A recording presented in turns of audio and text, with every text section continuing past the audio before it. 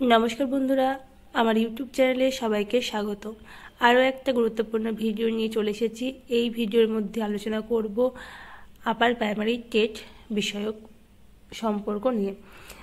আপার TET সংক্রান্ত এই সমস্ত খবরগুলি এই ছোট্ট ভিডিওর মধ্যে দিয়ে তোমাদের তুলে ধরার চেষ্টা করব। প্রথমেই যে প্রশ্নটা সবাই করে থাকছে যে আপার প্রাইমারি টেট কবে পরীক্ষা হবে, নতুন পরীক্ষার পদ্ধতি কী, সিলেবাস কী, নাম্বার বিভাজন, যোগ্যতা, নিয়ম পদ্ধতি এবং আরেকটা গুরুত্বপূর্ণ কথা সেটা হচ্ছে বিষয়ের পরীক্ষা হবে কিনা।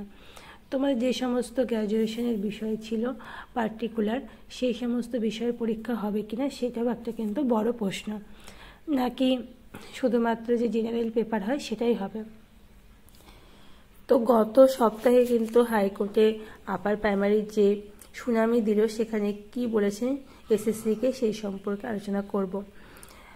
2015 সালে এক্সাম হয়েছিল, এর জন্য কিন্তু হাইকোর্ট এসএসসিকে একটি হলফনামা পেশ করতে বলেছে 3 সপ্তাহের মধ্যে। 7 মে কিন্তু পরবর্তী শুনানি। এই যে 2015 থেকে 2025 পর্যন্ত কোনো রকম পরীক্ষা হয়নি, এটা কেন হয়নি সেটা কিন্তু হাইকোর্ট এসএসসির কাছে জানতে চেয়েছে। এর কিন্তু শুনানি আছে 7 মে, তারপরে কিন্তু জানা যাবে কবে হচ্ছে এই আপার প্রাইমারি টেট পরীক্ষা।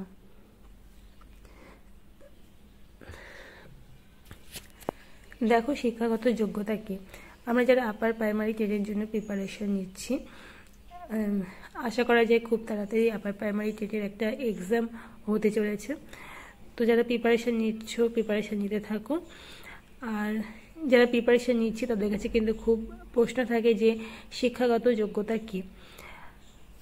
দেখো, এখানে কিন্তু স্পষ্টভাবে নোটিশে বলা হয়েছে যে যারা গ্র্যাজুয়েশন কমপ্লিট করেছো এবং সাথে ডিএলএড কোর্স করা আছে তারা কিন্তু এই ফর্মটা, আপার প্রাইমারি টেটের ফর্মটা কিন্তু ফিল আপ করতে পারবে। তারপরে যাদের গ্র্যাজুয়েশন কমপ্লিট হয়েছে কিন্তু ডিএলএড হয়নি, বিএড আছে, তারাও ফর্ম ফিল আপ করতে পারবে। শুধুমাত্র গ্র্যাজুয়েশনে তাদের কিন্তু 50% নাম্বার থাকতে হবে।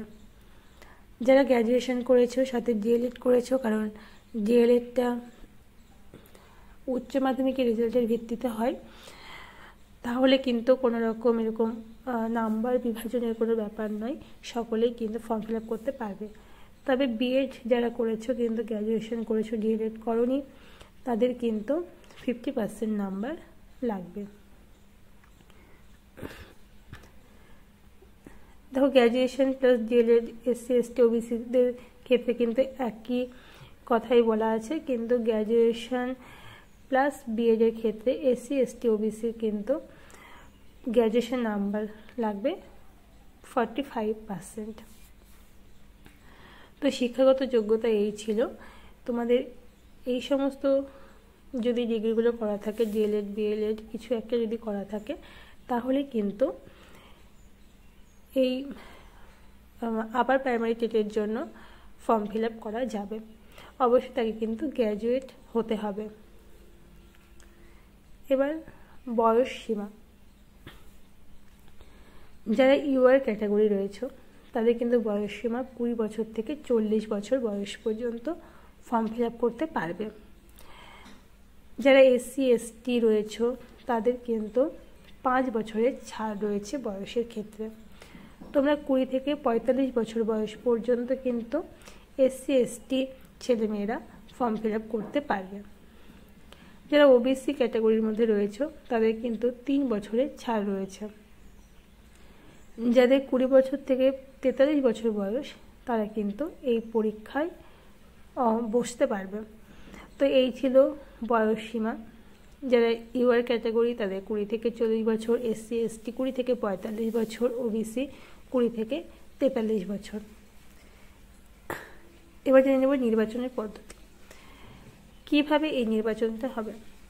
প্রথমে তোমাদের টেট কোয়ালিফাই করতে হবে, তারপরে কিন্তু ইন্টারভিউয়ের মধ্যে দিয়ে তোমাদের এই নির্বাচন পদ্ধতিটা সম্পূর্ণ হবে, নিয়োগ প্রক্রিয়াটা হবে। তো যারা টেটের প্রিপারেশন নিচ্ছে তারা ভালোভাবে তোমার যাদের গ্র্যাজুয়েশনে অনার্স পেপার রয়েছে তাদের কিন্তু সেই বিষয়ে পরীক্ষাটা হওয়ার সম্ভাবনা রয়েছে। প্রথমে টেট পরীক্ষা হবে, তারপরে সাবজেক্টের এক্সাম হবে, কারণ টেটে দুটো ভাগে ভাগ করা আছে, একটা হচ্ছে পেপার 1 আর একটা পেপার 2। তো পেপার 1 পেপার 2, পেপার 1-এ জেনারেল পেপার থাকবে যেটা সবার ক্ষেত্রে একই, আর সাবজেক্ট এক্সাম মানে পেপার 2 যে বিষয়ে অনার্স ছিল সেই বিষয়ে কিন্তু পরীক্ষা দিতে পারবে। তারপরে ইন্টারভিউর পরে কিন্তু নির্বাচন, এটাই সম্ভাবনা রয়েছে। তো যারা প্রিপারেশন নিচ্ছ তারা কিন্তু ভালোভাবে প্রিপারেশন নাও। এখানে কিন্তু তোমাদের এক্সামে কোনো নেগেটিভ মার্কস নেই, এটা তোমাদের একটা প্লাস পয়েন্ট। তোমরা কিন্তু সমস্ত প্রশ্নের উত্তর দিয়ে আসতে পারবে, কোনো চিন্তা করার দরকার নেই যে তোমাদের নেগেটিভ মার্ক হওয়ার। এখানে কিন্তু কোনো রকম নেগেটিভ মার্ক নেই। এবার দেখে নেব তোমাদের কী কী সাবজেক্ট রয়েছে। সিটেটের কিন্তু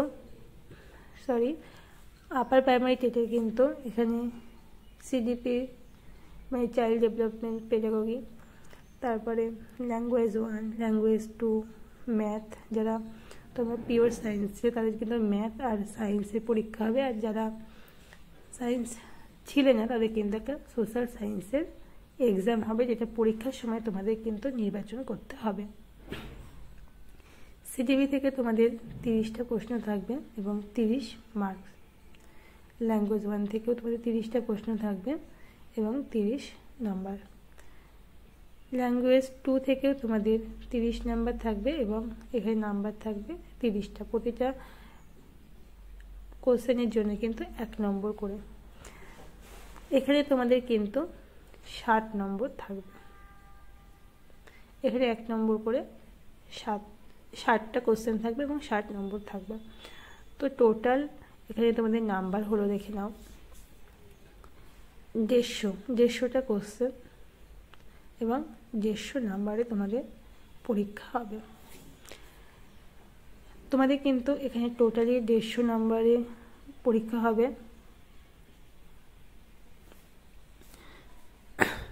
তো যারা তোমরা আপার প্রাইমারি টেটের প্রিপারেশান নিচ্ছ তারা কিন্তু ভালোভাবে প্রিপারেশান নাও। এখানে তোমাদের 150-র মধ্যে মোটামুটি ভালো একটা নাম্বার পেতে হবে, তবেই কিন্তু তোমরা ইন্টারভিউয়ের জন্য এলিজিবল হবে।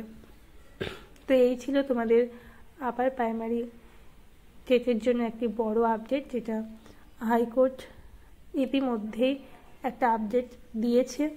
এসএসসিকে একটা হলফনামা জমা দিতে বলেছে, কারণ 3 সপ্তাহের মধ্যে এর শুনানি কিন্তু বেরিয়ে যাবে। তারপরে আশা করছি ফর্ম ফিল আপের একটা আশা রয়েছে। তো যারা এই আপার প্রাইমারির পরীক্ষাগুলি দেওয়ার জন্য প্রিপারেশন নিচ্ছ তাদের কাছে কিন্তু খুবই ভালো সুযোগ। অনেক দিন পর, প্রায় 10 বছর পর কিন্তু এই সুযোগটি এসেছে। তো তোমরা যারা প্রিপারেশন নিচ্ছ ভালোভাবে প্রিপারেশন নিতে থাকো। যারা শেষ পর্যন্ত দেখলে ভিডিওটি অবশ্যই লাইক, কমেন্ট, শেয়ার করে দেবে, সাবস্ক্রাইব করে বেল আইকনটি ক্লিক করে দেবে এই সমস্ত ইম্পর্টেন্ট আপডেটগুলি সবার আগে পাওয়ার জন্য। তো সকলকে আরও একবার অসংখ্য ধন্যবাদ।